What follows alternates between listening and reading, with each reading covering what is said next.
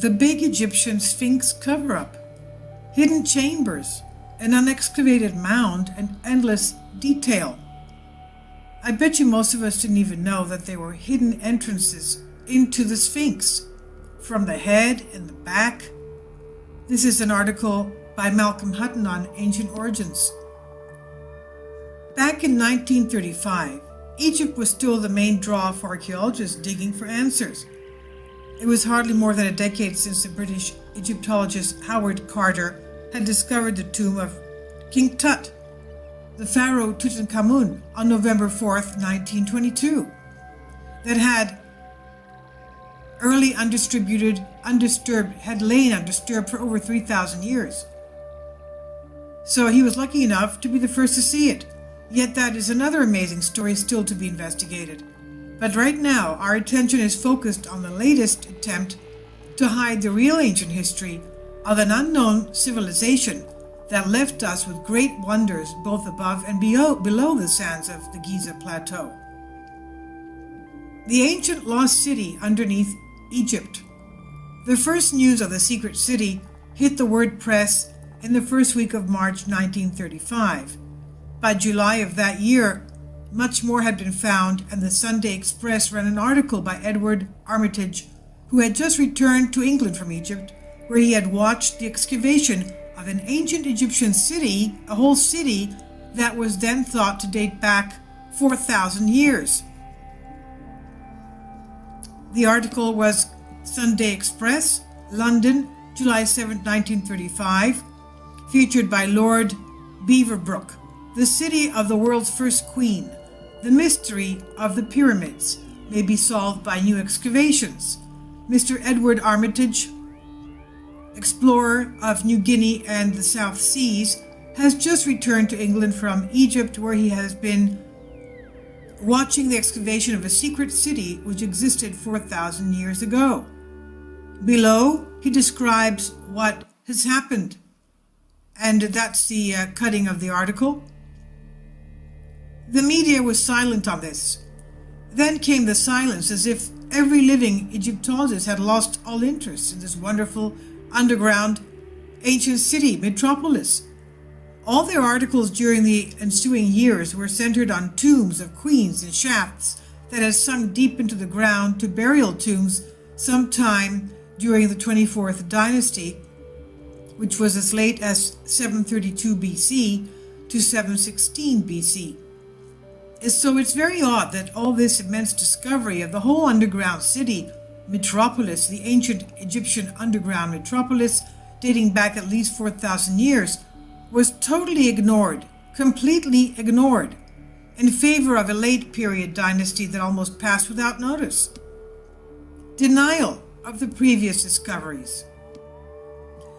That was some 80 years ago, and today we have come up against a similar rose granite block wall in the person of the former Minister of State of Antiquities Affairs, Mr. Zahi-Hawass. We all know him. He's had a lot of National Geographic and Discovery, various videos all over the place.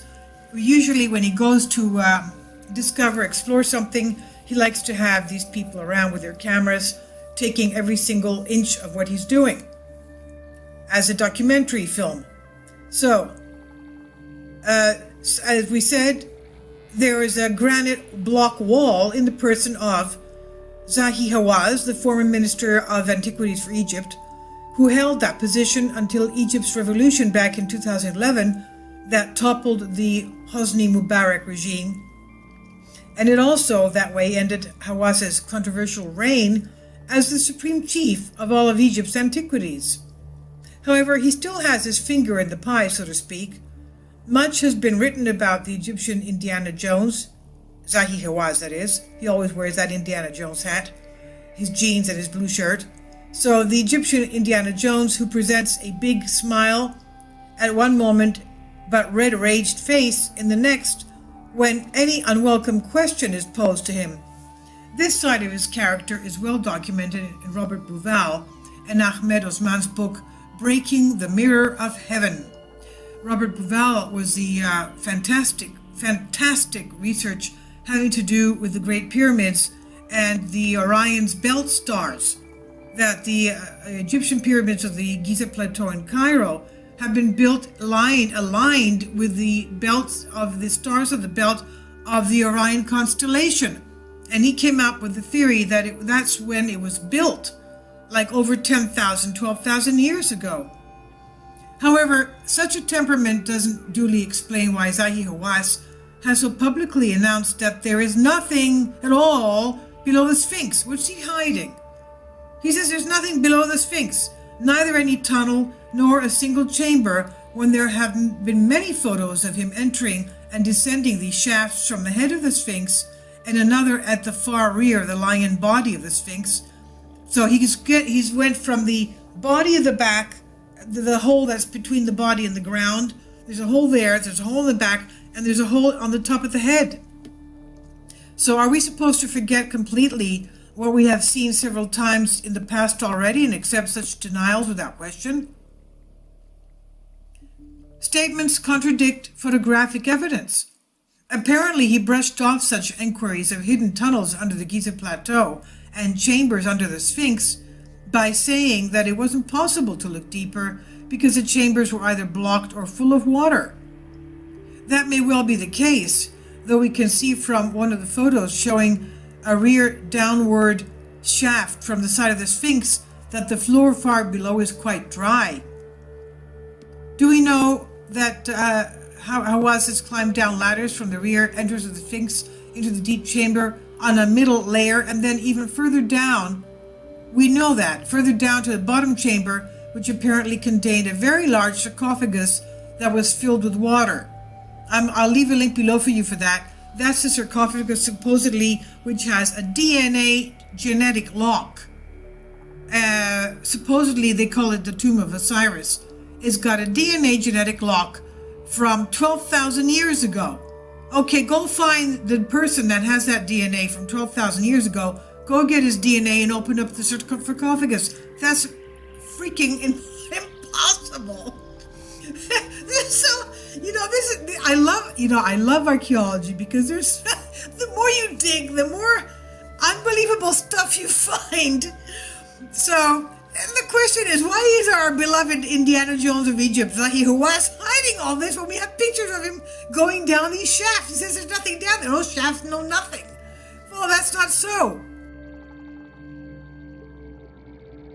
See, on the lower right-hand side here, you have an image, a drawing of the underground sarcophagus that was found in a deep underground huge lake that's found right under the Sphinx of Egypt. The Great Pyramid. But let's go on with the article. So, Hawass climbed down these ladders from the rear entrance of the Sphinx into the deep chamber on a middle layer, and then even further down from that middle layer to the bottom chamber, which apparently contained the very large sarcophagus filled with water in that underground lake, as these scenes are all documented in the film made by Fox. It's hard to imagine how he could possibly think that he could later deny that he ever did this, because we have the images. So, the hole now in the Sphinx's head. This, back in 1798, the Sphinx was up to the neck covered with sand and soil. Around 1798, Vivant Denon sketched an image of the Sphinx, although he hadn't copied it that well, but no doubt knew that there was a hole on the top of the head, and he had a drawing made of the image of a man being pulled out of the head.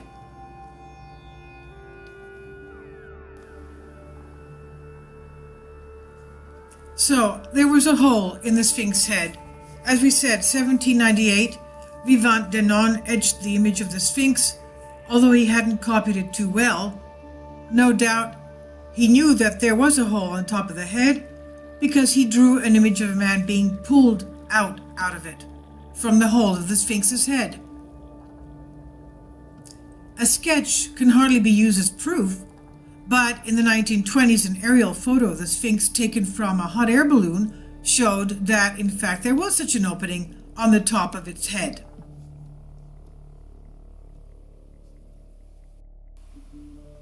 So here it is very clearly, right in the center of the top of the head.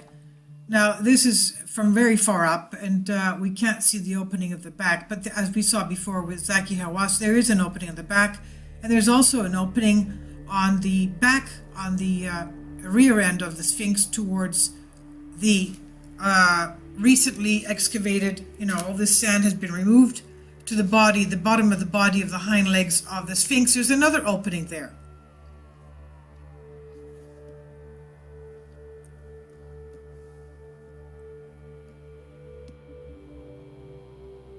So the enigma of the Sphinx's head. After the 1920s aerial photo showing that there is a hole on the Sphinx's head. So Zahi-Hawass cannot disclaim this.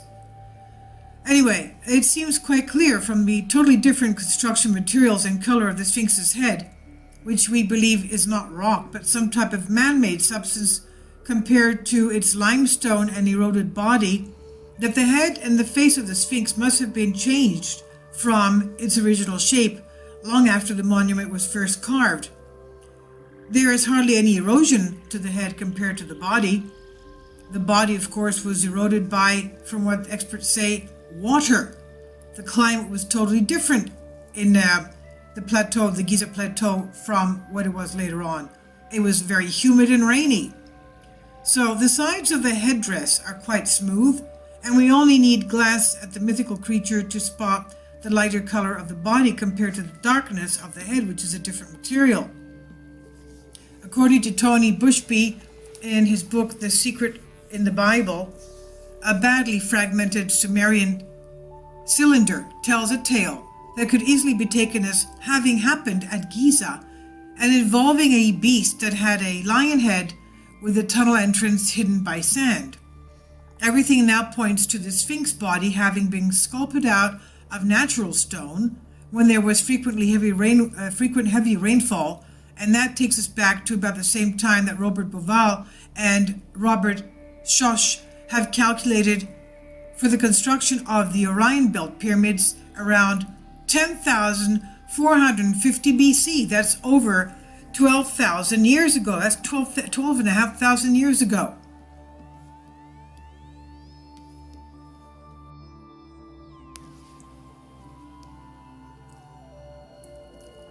So the head of the Sphinx appears to be made from different material to the rest of the body and does not show the same level of erosion as the rest of the body.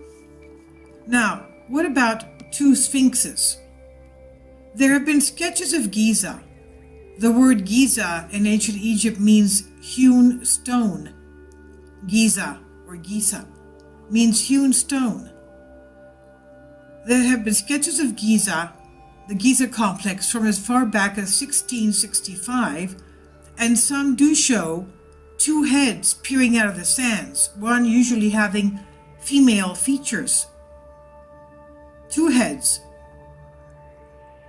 It was an ancient Egyptian practice to inscribe two lions, which they called akeru, next to their doorways for heavenly protection, and that would lead us directly to the mound near the Sphinx, which Jerry has identified and measured. Now, could this mound contain the buried body of a second Sphinx?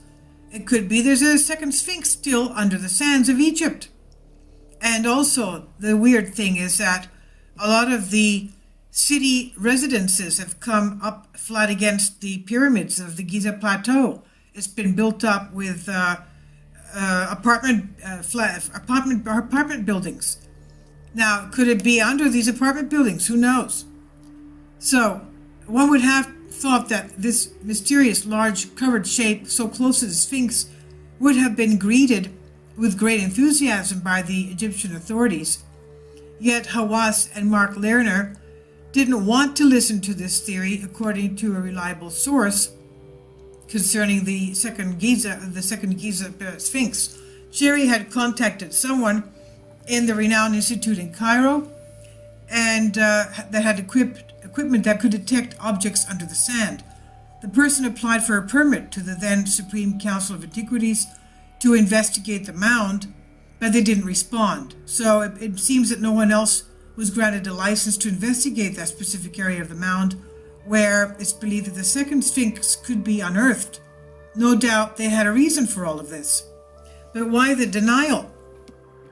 Why were those two Egyptologists who were so alarmed by the suggestion there was something that had been missed for centuries? Is it possible they don't want to reveal something beneath that mound?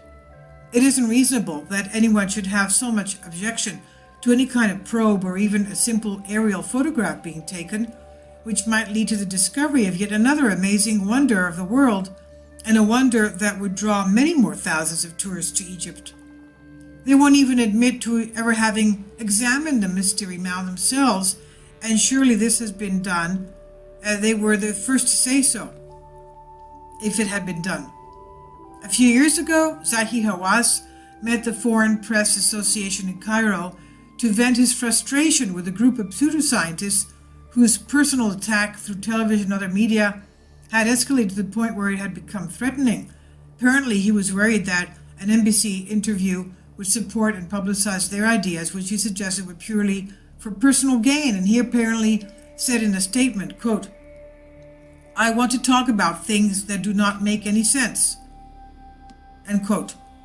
His gestures expressed his increased frustration with what he commonly classified as pyramidians, idiots that seek pyramids everywhere. Those with views greatly at variance with the established scientific community. Pyramidians, he calls them. They are saying secret excavations. They are going around the Sphinx. They are not being revealed. This is definitely not so, he said. Zahi-Hawass is not only a great showman and probably the most knowledgeable man in the world about ancient Egypt, he's also achieved a lot to promote tourism for a country, for Egypt. However, he appears to have an agenda, and that is to keep in place the conventional understanding of ancient Egypt history, no matter how many new findings contradict what's currently believed to be true. This is an article by Malcolm Hutton and Jerry Cannon, co-authored of the forthcoming book, The Giza Plateau, Secrets and a Second Sphinx Revealed.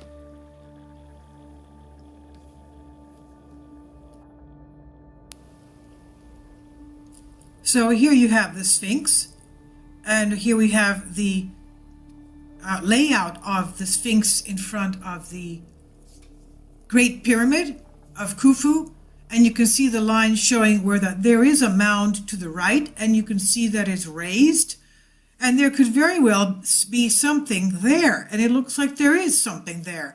And the question is, as we said, why don't they excavate? There probably will be something found there. Great stuff, isn't it? Great stuff. I'll leave links below for you for this.